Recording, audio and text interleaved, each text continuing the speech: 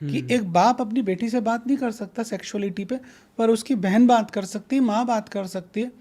और यहाँ बहुत बड़ा टैबू है हमारी सोसाइटी के अंदर, माँ ही बात नहीं कर रही है तो वो किससे बात करेगी? राइट।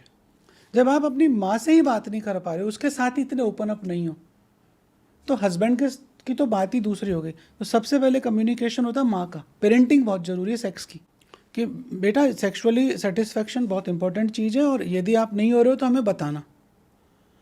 अब आप बताओगे तो वो आप आगे प्रोसेस करोगे। लड़का ये बोल रहा है कि यार तुमने मुझे बताया क्यों नहीं, पहले ही बता देती, हम पहले ही सही करा लेते। उसकी कोई गलती नहीं है कई केसेस के अंदर।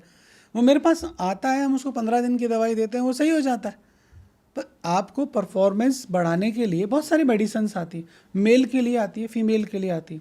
बहुत सारी फीमेल्स में ऑर्गेज़म जैसी चीज़ ही नहीं होती है, उनको एन ऑर्गाज्मिया बोलते हैं। वो कितना ही सेक्स कर ले, कितनी ही प्रेम कर ले, वो कभी भी उनको ऑर्गेज़म आएगा ही नहीं। करीब 27 से 28% फीमेल्स ऐसी होती हैं कि आप कुछ भी कर लो, कितना भी सेक्स कर लो, लेकिन ऑर्गेज़म नहीं आएगा, क्योंकि उसको एक डिजीज़ है एन ऑर्गाज्मिया। कई फीमेल्स ऐसी होती है जिनको पीनिस से सेक्सी, पीनिस के कई फीमेल्स ऐसी हैं जिनको आप एक्ट करते रहो, उनको ऑर्गेज़म नहीं आएगा, लेकिन जैसे ही आपने फिंगरिंग करी, उसका ऑर्गेज़म का पॉइंट अलग है।